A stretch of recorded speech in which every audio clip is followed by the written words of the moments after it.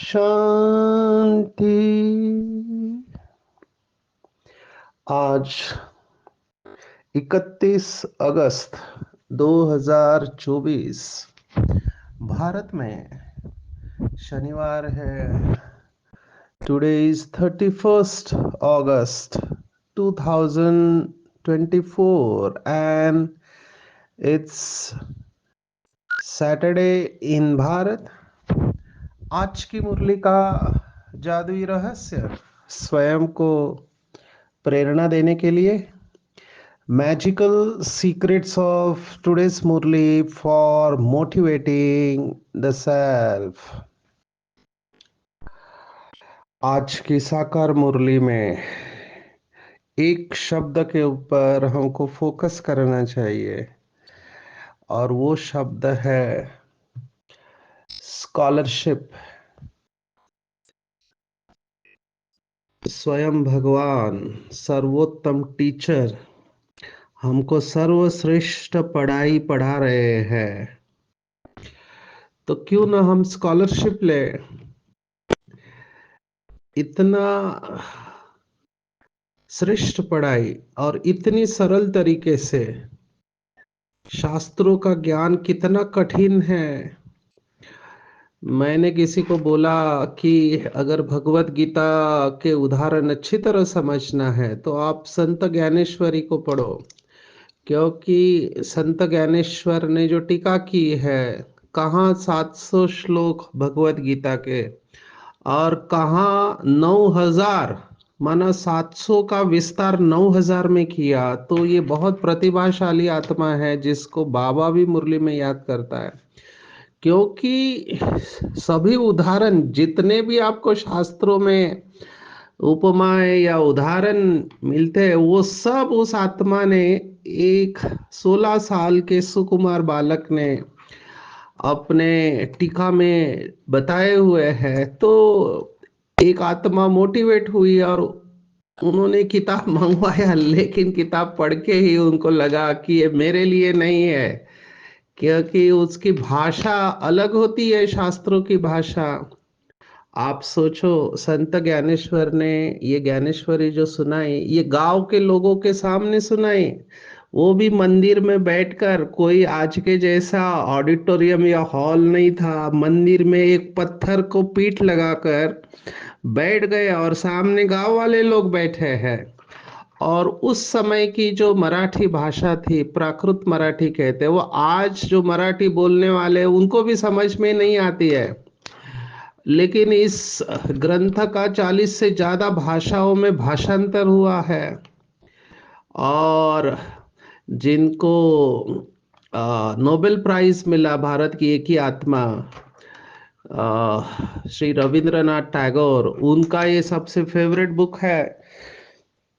आप सोचो, तो ये समझ में नहीं आ रहा है हमको, लेकिन बाबा की मुरली कितनी सरल है। भले आपको अभी मैंने कुछ दिन पहले योग की स्टेजेस बताए थे, तो मुझे पता है कि इस ग्रुप में जो भी मुरली रहस्य सुनते हैं उसमें शास्त्र पढ़ने वाले बाबा के बच्चे हैं, इसलिए समय समय पर मैं संदर्भ देता रहता हूँ। तो मैंने संदर्भ दिया था मांडुक्य उपनिषद का। जो उपनिषद है उसमें से मांडुक्य उपनिषद, ये बहुत सुंदर उपनिषद है, आपको मिले तो जरूर पढ़ना चाहिए। तो सबका वो बेंट ऑफ माइंड नहीं होता है, सब ये शास्त्रों में इंटरेस्ट नहीं दिखाते पढ़ने में, लेकिन बाबा हाँ, मैं इसलिए कह रहा था कि बाबा ने कितना सरल कर दिया। इतना सरल तो और कुछ हो ही नहीं सकता। तो एक बार आपको बाबा की मुरली अच्छी लगी, सच बताता हूँ आपको कुछ अच्छा नहीं लगेगा, क्योंकि बाबा ने वही कठिन बात एकदम सरल करके बताई है। तो भगवान हमको पढ़ा रहा है टीचर बनकर, तो हमको क्यों नहीं स्कॉलरशिप लेने का पुरुषार्थ करना चाहिए। आज बाबा ने एक अलग अलग तरीके का अप्रोच अपनाया। हमेशा कहते कि पावन बनो, आज बाबा ने देखो कैसे कहा, वही बात लेकिन कहने का तरीका। बाबा ने कहा पावन तो मोचरा खाकर भी बनेंगे, माना आप चाहो नहीं चाहो। जब महाभारत पढ़ते हैं लोग तो लास्ट में पता चलता है कि दुर्योधन और पांडव सभी को मुक्ति मिली। तो बहुत लोगों को ये बात सहन या हजम नहीं होती है। क्यों हजम नहीं होती है? कहते हैं कि इन आत्माओं ने, ये दुष्ट आत्माएं, उनको कैसे मुक्ति मिल सकती है? क्योंकि उनको मुक्ति माना वो समझते हैं जन्म मरण के चक्कर में से निकल जाना। तो जिन्होंने इतना दुख दिया पांडवों को, प्रजा को, जिनके वजह से युद्ध हुआ, तो उनको मुक्ति कैसे मिली? तो बाबा ने कहा आज उसका जवाब है जो ये प्रश्न पूछते हैं कि जितनी भी आत्माएं हैं, विलन है या हीरो है, सबको मुक्ति मिलने वाली है। माना सब परम धाम में जाने वाले हैं। तो सब जाने वाले हैं, लेकिन फर्क क्या है कि कोई सजा खाकर पावन बनेंगे और कोई योग बल से पावन बनेंगे। तो बाबा नहीं चाहता है कि जिन्होंने भगवान को पहचाना, केवल पहचाना ही नहीं, बाबा के साथ सर्व संबंध बनाए और दिल से कहा मेरा बाबा, ऐसे बाबा के बच्चे बाबा के सामने सजा खाए बिल्कुल अच्छा नहीं लगता है। मेरे सामने चित्र ही नहीं आ रहा है, माना मैं देख नहीं पा रहा हूं। ये तो वैसे ही हुआ कि कोई पुलिस का बेटा है और उस पुलिस के सामने ही उसके बच्चे को सजा दी जा रही है, उसको मारा जा रहा है। कोई जज का बेटा है, वो जज की आंखों के सामने उसको फांसी सड़ा चढ़ा रहे हैं, कैसे देख सकते हैं? तो हमको ये लक्ष्य रखना चाहिए कि पावन तो सभी बनेंगे, जैसे आज मुरली में बाबा ने कहा, लेकिन मोचरा खा के पावन नहीं बनना है। योग के बल से तो हमको स्कॉलरशिप लेनी है, और स्कॉलरशिप लेने के लिए श्रीमद् भगवद गीता क्या कहती है कि ममत्व छोड़ो। माना मैं हमेशा एक लाइन में कहता हूँ, भगवत गीता माना ममता से समता की ओर की यात्रा है। मनुष्य के दुख का कारण अगर आप गहराई में जाओ, बहुत गहराई में आप जाओ, तो आपको पता चलेगा कि ममत्व है। ममत्व को, ये ममत्व ये भी संस्कृत शब्द है, बाबा के शब्दों में है मेरापन। और बाबा ने जिस तरह से इस बात को खोला है, सचमुच में दिल से निकलता है, वाह बाबा वाह, वाह ज्ञान के सागर शिव बाबा वाह। बाबा ने मेरेपन की कितनी गहराई बताई हुई है। ये तो लौकिक में कहते कि धन बच्चे घर आदि कुछ भी नहीं आता है। मैं तो आज धन के ऊपर सोच रहा था, क्योंकि बाबा ने भक्ति मार्ग की मान्यताओं को टच किया है। भक्ति मार्ग में धन को माया कहते हैं। किसी के पास बहुत धन है तो लोग कहते हैं इसके पास माया बहुत है। अभी बाबा कह रहे हैं धन और माया दोनों अलग है। जैसे लोग क्या क्यों उसको माया कहते हैं, उसके पीछे भी राज है। हमको यथार्थ बातों को समझना चाहिए, क्योंकि लोगों ने देखा है कि जैसे ही मनुष्य के पास धन ज्यादा आता है तो उसके अंदर की निगेटिविटी जागृत हो जाती है, वो अय्याशी बनता है, बहुत सारे नशे करता है, उसको अपने धन का अहंकार और अभिमान आ जाता है, तो उसका गिरावट देखा है लोगों ने। अंग्रेजी में कहते पावर करप्ट्स या मनी करप्ट्स। एक्चुअली ये रॉन्ग है। मैं थोड़ा जोड़ना चाहूंगा, जैसे अंग्रेजी में लोग कहते हैं कि it is the love which hurts. अंग्रेजी में कहते प्यार बहुत दुख देता है। अभी ये भी गलत है। प्यार बिल्कुल दुख नहीं देता। प्यार तो सर्वश्रेष्ठ, बाबा ने उसको आत्मा का गुण बताया, वो दुख कैसे दे सकता है? तो लोग क्या करते हैं, प्यार और मोह को मिक्स कर देते हैं। वो मोह को प्यार समझ लेते हैं। So love never hurts, it is the rejection which hurts, it is the isolation with hurts, not the love. तो प्यार तो बहुत ऊंची अवस्था है। अंग्रेजी में कहते हैं पीपल फॉल इन लव। मैं हमेशा कहता हूं why you should fall in love. You should rise in love. लेकिन वो वही बात है, प्यार और अटैचमेंट को एक समझ लिया, प्यार और मोह को एक समझ लिया। पूरी भगवत गीता इसी के राउंड ही घूमती है। अर्जुन जैसा महारथी, जिसने सभी महारथियों को, कौरवों को एक युद्ध में पहले हरा दिया था, अभी वही सेना उसके सामने है, लेकिन अभी उसके आंखों के ऊपर मोह की पट्टी आ गई, तो वो अपना कर्तव्य भूल रहा है। तो पूरा ये मोह की पट्टी या ममत्व निकालने के लिए पूरी भगवत गीता है। और बाबा यही बात आज की मुरली में कह रहा है कि बच्चे, अंतिम समय में धन, बच्चे और घर, अभी इन तीन चीजों में ही बुद्धि जाती है। आप देखो, अगर गहराई से चेक करेंगे तो कहीं ना कहीं हम अटैच है। सूक्ष्म में बाबा ने तो, सूक्ष्मता में बाबा लेके गए हैं। कहते हैं कि ये मेरी सेवा है। अभी मेरी सेवा कहाँ से आए? बाबा ने ऐसे ऐसे शब्द मुरली में कहे हैं कि मेरा सेंटर या मेरा स्टूडेंट। कई जगह पे हम सेवा में जाते हैं तो मुझे बहुत सारे बाबा के बच्चे कहते हैं कि सचिन भाई, आप मेरे सेंटर पर आओ। तो मुझे थोड़ा और लगता है, और फिर मैं उनको याद दिलाता हूँ कि अगर बाबा का सेंटर होता तो मैं जरूर आता, मैं आपके सेंटर पर नहीं आना चाहता हूँ। तब उनको रियलाइज होता है कि हमको ये कहना चाहिए कि बाबा का सेंटर है, ना कि मेरा सेंटर है।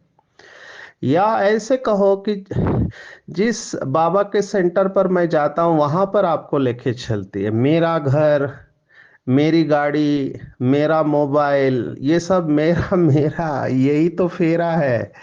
ये सब मेरापन हमको उड़ने से रोकने वाला है, क्योंकि जहां मेरा है वहां आप बंधन में फंसने वाले हो। मेरा कुछ भी नहीं है। पूरा आध्यात्मिकता का सार अगर आप मुझे एक लाइन में पूछो तो वो है मेरे को तेरे में परिवर्तन करना। बाबा ने एक मुरली में इतना सुंदर कहा था कि मेरा मेरा कहोगे तो पिंजड़े के पंछी बनोगे, और तेरा तेरा कहोगे तो उड़ता पंछी बनोगे। तो अपने से बात करे कि मेरा क्या है।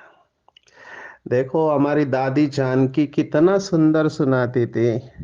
दादी कहती थी पूरा पुरुषार्थ यही है कि मैं कौन और मेरा कौन और मुझे क्या करना है, बस। पूरा सार भगवत गीता रैप अप कर दिया तीन छोटे शब्दों में, मैं कौन, मेरा कौन और मुझे क्या करना है।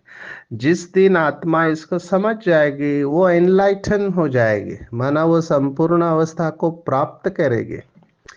Who am I is the most commonly asked question and difficult to answer. जितने भी साल तक बाबा के बच्चे ज्ञान में चलते हैं तब तक वो यही जानने की कोशिश करते हैं कि मैं कौन हूँ, मैं कौन हूँ और मेरा माला में नंबर क्या है। आज एक यज्ञ की आत्मा से इसके ऊपर डिस्कशन हुआ। इस समय मैं ज्ञान सरोवर में हूँ और डॉक्टर्स की दूसरी कॉन्फ्रेंस चालू होने वाली है। मैं इन एडवांस मुरली रहस्य रिकॉर्ड कर रहा हूँ, क्योंकि यहाँ बहुत बारिश गिर रही है और आगे फिर पंजाब में ट्रैवल करेंगे तो फिर समय शायद नहीं मिलेगा। तो आज यज्ञ की एक वरिष्ठ आत्मा से बात हुआ, तब उन्होंने यज्ञ की हिस्ट्री सुनाई कि बाबा मुरली में कहता था कि माला बनाओ, बाबा के सामने नाम भेजो। तो हमारी आदरणीय मनोहर दादी, इन्होंने लिस्ट बना के बाबा के सामने लेके गए। तो अव्यक्त बाप दादा ने देखा और कहा कि इसमें से 50 भी नहीं है, 50 से भी ज्यादा माला में नहीं है। तो दादी को बड़ा आश्चर्य लगा और दादी ने वो छोड़ दिया। फिर कुछ साल के बाद वापस बाबा ने कहा लिस्ट भेजो। तो फिर से दादी ने कोशिश किया, बाबा ने फिर से कहा इसमें से बहुत सारे नहीं है। तो तब वो लिस्ट बनाना ही छोड़ दिया, क्योंकि ब्राह्मणों के नंबर बनते नहीं है। आज देखो तो अवस्था बहुत अच्छी है, कल देखो तो माया उसको बाहर फेंक देती है, ज्ञान से ही बाहर चले जाते हैं। आप सोचो, इसलिए इस बात को बहुत गहराई से समझना है। कभी भी अपने को मियाँ मिट्ठू नहीं समझना है कि मैं तो बहुत अच्छा योगी हूँ या सेवादारी हो। बहुत नम्रता का गुण धारण करना है, बहुत नम्र रहना है। मैं तो समझता हूँ स्पिरिचुअलिटी माना दो चीजें, एक काइंडनेस। अगर आपके अंदर रहम दिल का गुण नहीं है तो आप आध्यात्मिक व्यक्ति नहीं है, ऐसे लौकिक में कहते हैं। If you are not kind you are not spiritual. और दूसरा, अगर आपके अंदर नम्रता का गुण नहीं है तो भी आप स्पिरिचुअल नहीं है। हमारी बहनें उदाहरण देती है कि पेड़ जितना भरपूर होता है फलों से उतना वो झुकता जाता है। आपकी महानता आपकी नम्रता है। बाबा जब अव्यक्त हुए थे, संपूर्ण ब्रह्मा बाबा, उसके पहले बाबा ने तीन शब्द दिए थे। सभी पुराने भाई बहन इन तीन शब्दों को बहुत अच्छी तरह से जानते हैं कि निराकारी, निर्विकारी और निरहंकारी। इसमें ये जो निरहंकारी जो शब्द है, बाबा ने कहा ये अगर धारण हो जाए तो भी बाकी के सब अपने आप हो जाएंगे। अब सोचो कितनी बड़ी बात बाबा कह रहा है। निरहंकारी माना ईगोलेस। अभी गहराई से मैंने जब इसमें चिंतन किया तो मैं देख रहा था अपना, मैं चार्ट आपको बता रहा हूं कि हमारा चलना बोलना बातें करना, मैं अंदर से अपनी चेकिंग कर रहा हूं कि सूक्ष्म अभिमान से भरा हुआ है। तो मैंने कहा मैं दूसरों को निरंकारी के ऊपर भाषण करता हूं और मेरे अंदर ही इतना सूक्ष्म में अहंकार है। ये कितना सटल होता है कि हमको पता नहीं चलता। अभी हम आजकल के जमाने के मैनेजर्स लोग हैं, है ना, तो लौकिक में हमको हमेशा जीतना सिखाया गया है, टारगेट अचीव करने का। हम प्रोएक्टिव प्लानर्स होते हैं, माना इन एडवांस सब तैयारी करते हैं और हम जीतने के लिए कुछ भी करने को तैयार है। अभी ये संस्कार हमको आया कहाँ से? तो ये कॉलेज से आया, कंपटीशन मोड में जाना, अच्छे मार्क्स लाना, हमेशा जीतने की कोशिश करना। अब ये संस्कार मैंने देखा यहाँ पर भी वो संस्कार ही काम कर रहा है, हमेशा आगे रहना। तो फिर मैं यहाँ आके बहुत गहराई से चिंतन किया, बाबा की मुरलियों का स्टडी किया, तब पता चला कि हमारे अंदर ही कितना अहंकार है। और फिर बाबा की बातें एकदम क्लिक हो रही है जब बाबा कह रहा है कि दूसरों को आगे करने में ही कल्याण है। तो कल मेरे को एक आत्मा मिली, मैं नाम नहीं बता सकता हूँ। अभी उनके जब प्रोग्राम होते हैं तो कहते हैं कि 5-5 हजार लोग वो शिविर लेते हैं, 5-5 हजार। अभी बाबा का बच्चा है, फेमस होते गए तो वो कह रहे ईर्ष्या बहुत बढ़ रही है, कई लोगों को ईर्ष्या हो रही है, तो कैसे बचे है? तब मैंने कहा मैं स्टेज से जा चुका हूँ। जब आप बहुत फेमस होने लगते हैं, हर जगह पे आपका फोटो आता है, पेपर में आता है, न्यूज़ में आता है, तब आपको बहुत बहुत अटेंशन रखना है। क्योंकि दो बातें हो सकती है, एक आपका अहंकार बढ़ता है कि आपके जैसा कोई नहीं है, और दूसरा आपके दुश्मन भी बढ़ने के चांसेस है, क्योंकि आप जितना आगे बढ़ेंगे कुछ लोगों को पसंद नहीं आएंगे। तो बाबा का सॉल्यूशन ये है, नंबर वन, जितना हो सके आप अकेले चलने के बजाय सबको साथ में लेके चलो, ये बहुत इंपॉर्टेंट है। टीम होनी चाहिए।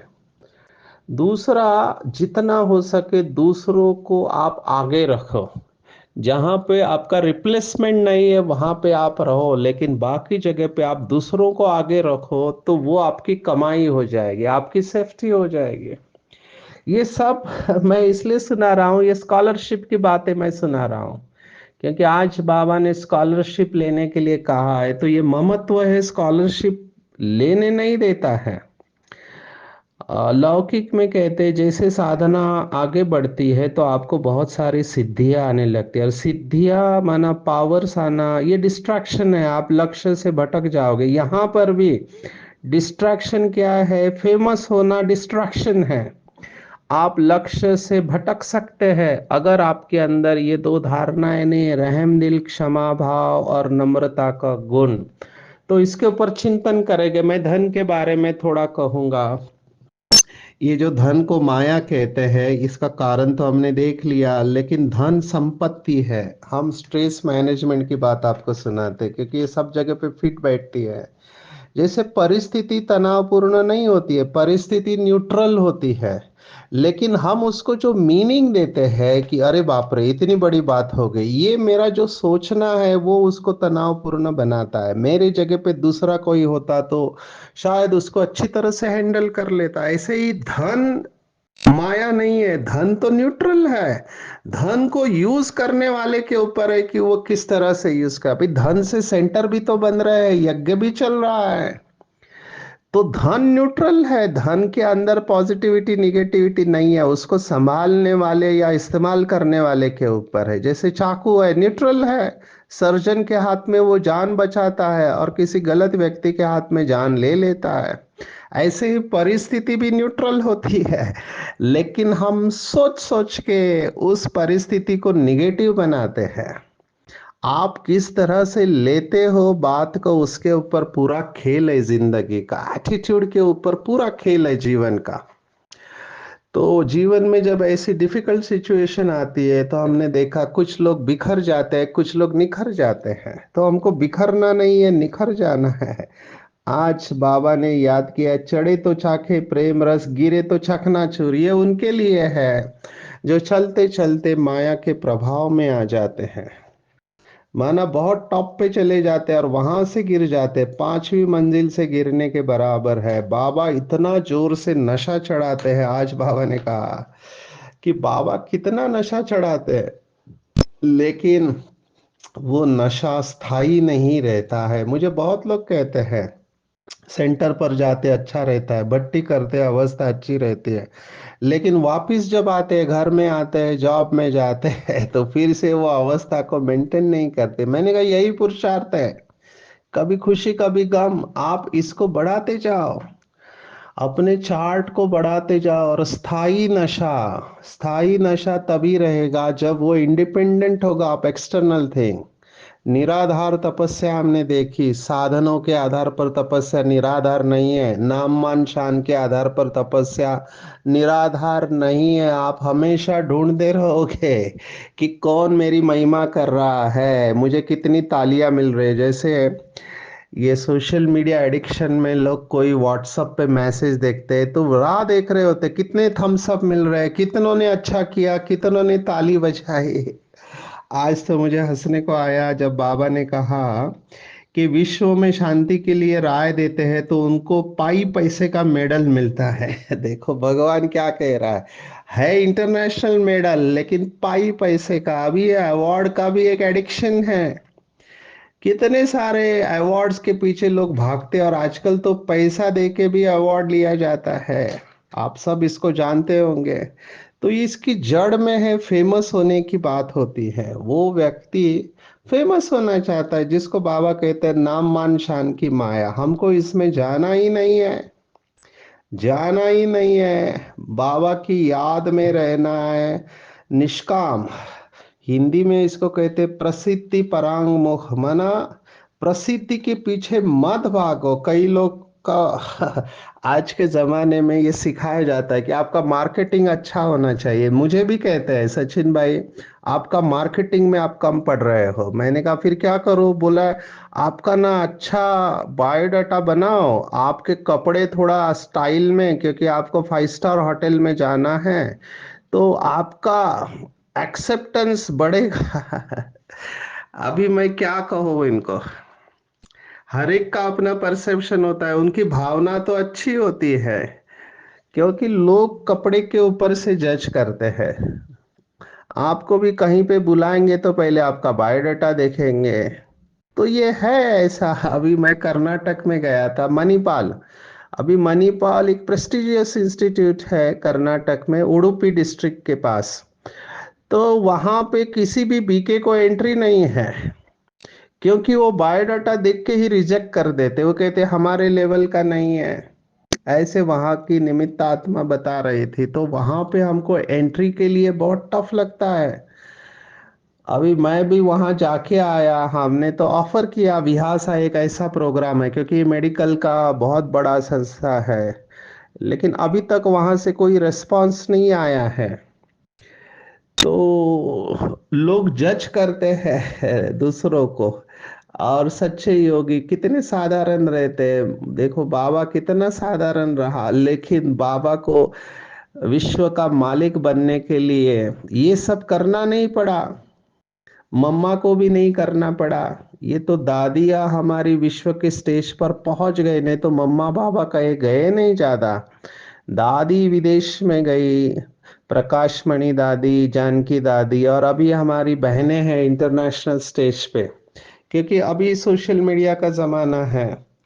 तो शक्तियों का पार्ट है, ड्रामा प्लान अनुसार उनको जाना है। आज बंदर को भी बाबा ने याद किया, और मुझे मुट्ठी का भी बहुत अच्छा लगा। मुट्ठी मुट्ठी में पैसे है, वो छूटते नहीं है। कई लोग होते हैं जिनको पैसे में बहुत मोह रहता है। देखो भक्ति मार्ग के दो कहावतें मैं आपको सुना रहा हूँ।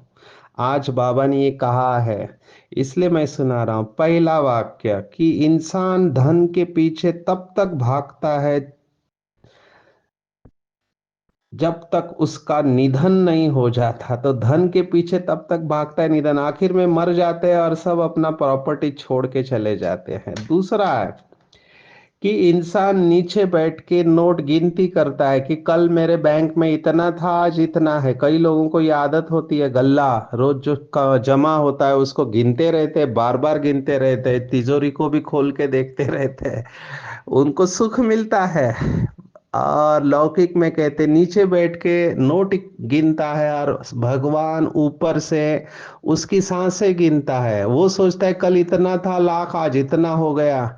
और भगवान कहता है कल इसके पास इतनी सांसें थी, आज इतनी कम हो गई, जाने से पहले ये अपना सफल करे। तो लौकिक में भी ये बातें हैं कि सारी जिंदगी मिली थी किसी के काम आने के लिए, लेकिन कागज के नोट इकट्ठे करने में ही वक्त चला गया। और जब अंतिम समय आया तो पता चला कि कब्र में न जेब है, कफन में न जेब है, न कब्र में अलमारी।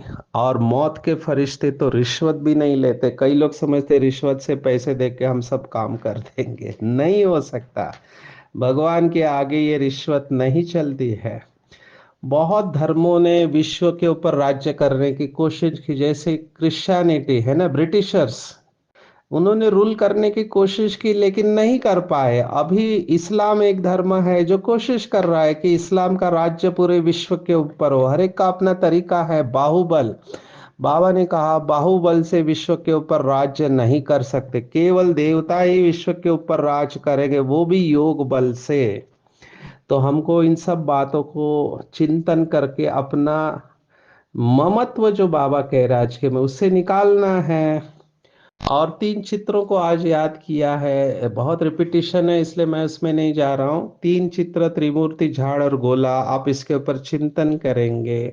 आते हैं आज का मुख्य वरदान कि आप आध्यात्मिक होने के बाद में आप संतुष्ट नहीं है तो कब संतुष्ट होंगे? अगर भगवान मिलने के बाद भी मैं अपने रोल से संतुष्ट नहीं हूं तो कब होंगे? बाबा देखो क्या कह रहा है, कुछ भी नीचे ऊपर हो जाए, इसको मार्क करना, अंडरलाइन करना, कोई इंसल्ट कर दे, लेकिन दाता के बच्चे कभी किसी बात में असंतुष्ट नहीं हो सकते। वे स्वयं से संतुष्ट रहेंगे और औरों से भी संतुष्ट रहेंगे। अभी इसमें सिर्फ एक ही कैच है, संतुष्ट माना अलबेले नहीं बनना है। कई लोग कहते मैं तो संतुष्ट हूं और करते कुछ नहीं है। डेफिनेटली असंतुष्ट कौन होंगे? जो फील्ड में है, जो बहुत सारे टारगेट लेके चल रहे हैं, जिनको बहुत सारी सेवा करनी है, सबको साथ में लेके चलना है, तो सबको संतुष्ट करना मुश्किल होता है। वो नहीं, आप कुछ नहीं कर रहे और कहते हैं मैं तो संतुष्ट हूं, इस तरह से ज्ञान को नहीं उठाना है। चाहे कितना भी बड़ा पेपर आ जाए, बाबा ने कहा, लेकिन मुझे संतुष्ट रहना है, तभी सफल होंगे। तो अपनी संतुष्टता को नहीं छोड़ना है। बाबा ने संतुष्टता को संपूर्णता के साथ जोड़ा हुआ है।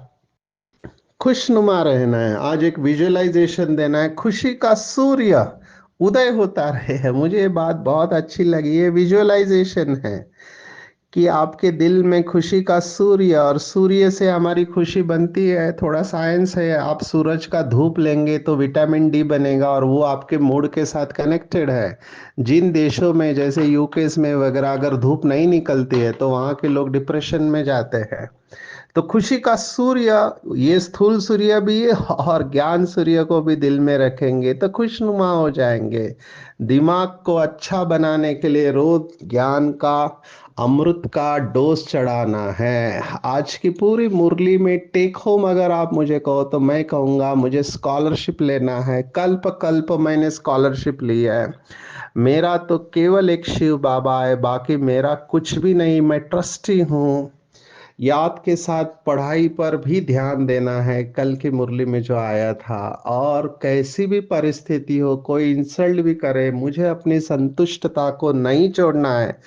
मेरे दिल में सदा खुशी का सूर्य उगा हुआ रहता है। मैं खुशी का देवता हूँ, खुशनुमा हूँ। अच्छा, ओम शांति।